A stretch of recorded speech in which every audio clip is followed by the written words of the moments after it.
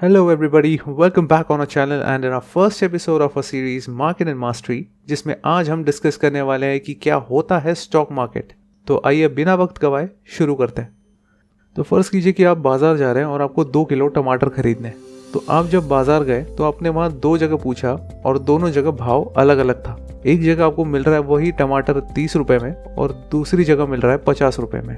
तो जाहिर सी बात है कि जो आपको सस्ते में दे रहा है आप उसी से खरीदोगे। तो जो आपको सस्ते में टमाटर दे रहा था आपने उसे टमाटर खरीदे और आप घर पहुंचे। लेकिन घर पहुंचने के बाद आपको पता चला कि टमाटर सस्ते तो थे लेकिन उनकी क्वालिटी बिल्कुल भी ठीक नहीं थी।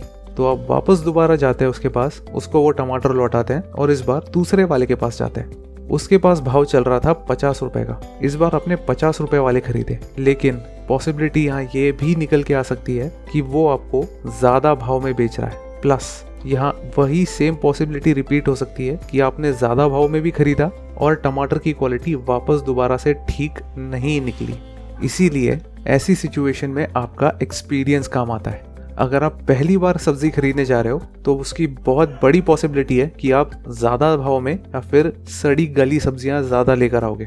लेकिन अगर आप हर हफ्ते जाते हो या आप ही हर बार सब्जी खरीदने जा रहे हो तो because of these many months और ईयर्स एक्सपीरियंस अब आपको मार्केट में सही दाम पता है कि कितनी सब्जी कितने की रेंज में बिकती है और अब आपको सब्जी की परख करना ज़्यादा अच्छे से पता है। जब भी मंडी में सब्जियों की सप्लाई बढ़ जाती है तो सब्जियां ज़्यादा सस्ते में मिलती है, लेकिन अगर बारिश ज़्यादा हो जाए तो वही सप्लाई कम और डिमांड ज़्यादा होने की वजह से सब्जियों की कीमत भी बढ़ जाती है। तो ये सब चीज़ें पता होने पर हम ढंग से मोल भाव करके सब्जी खरीद सकते हैं। और बिल्कुल यही फंडा शेयर मार्केट में भी काम करता है। कंपनी के शेयर्स की क्वालिटी डिसाइड करती है कि कंपनी का शेयर प्राइस क्या होगा। अच्छे शेयर की कीमत ज़्यादा तो बेकार शेयर की कम।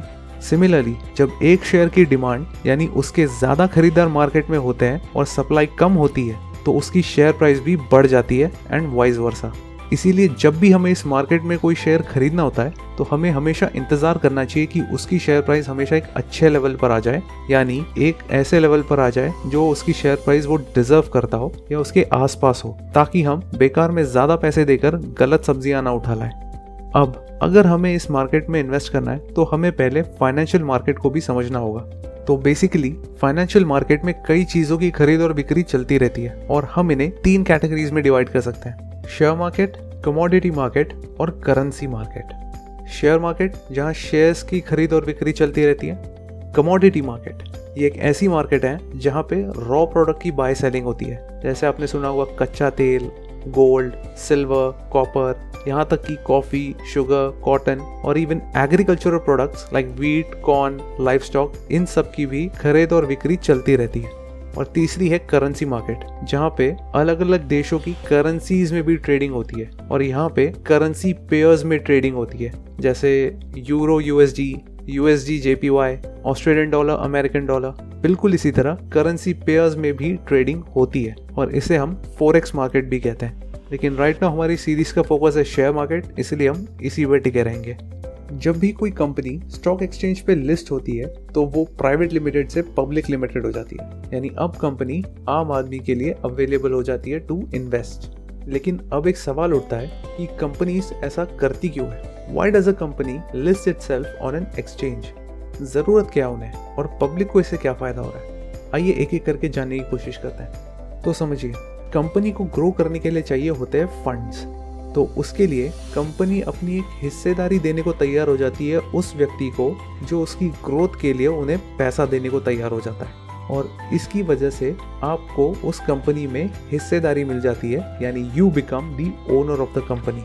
सो इन फ्यूचर जब कंपनी धीरे धीरे करके बड़ी होती है और धीरे धीरे करके एक स्टेबल ग्रोथ पकड़ लेती है तो आपको भी कंपनी की ग्रोथ का फ़ायदा मिलने लगता है because of your ownership in that company, और आपके हिस्से के शेयर्स भी ग्रो करना चालू कर देते हैं। लेकिन अगर सिक्के की दूसरी साइड देखी जाए, यानी अगर कंपनी डूब जाती है तो as a result of your ownership in that company आपका पैसा भी डूब जाता है।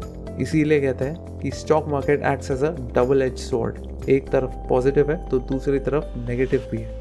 इसमें एक और सवाल ये भी उठता है कि अगर कंपनी को सिर्फ पैसों की ज़रूरत है तो वो सीधे जाके बैंक से क्यों नहीं मांग लेते और पब्लिक से क्यों मांग रहे, जबकि बैंक्स के पास तो इतना सारा पैसा पड़ा होता है। तो ये पब्लिक को बीच में इन्वॉल्व करने की क्या ज़रूरत है? वो इसीलिए क्योंकि अगर उन्होंने बैंक से पैसे लिए तो बैंक उन्हें इंटरेस्ट के साथ वापस लेगा।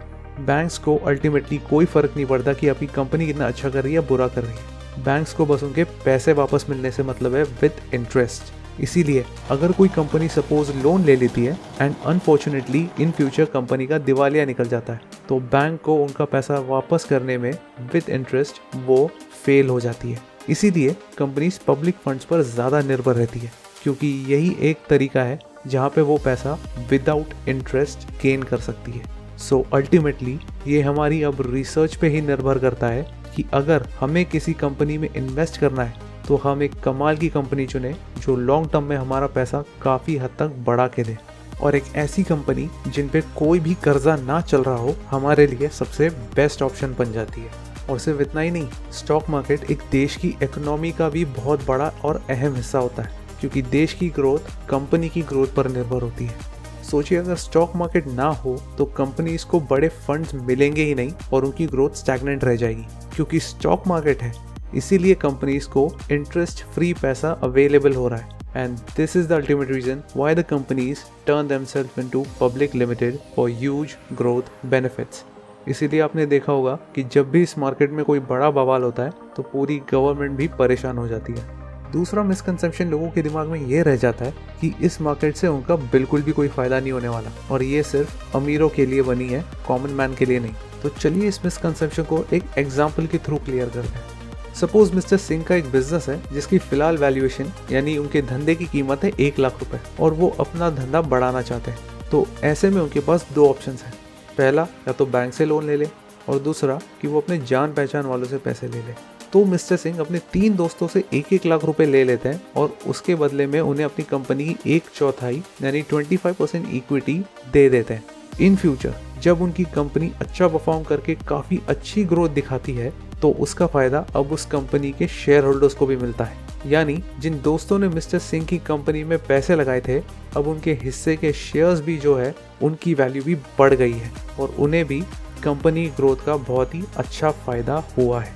सो इससे ये समझ में आता है कि जितना बड़ा आपका कैलकुलेटेड रिस्क होगा उतना ही बड़ा आपका फ़ायदा होगा। यानी जब जब एक अच्छी कंपनी जिसमें आपने इन्वेस्ट कर रखा है वो ग्रो करेगी, आपके हिस्से का पैसा भी ग्रो होता रहेगा।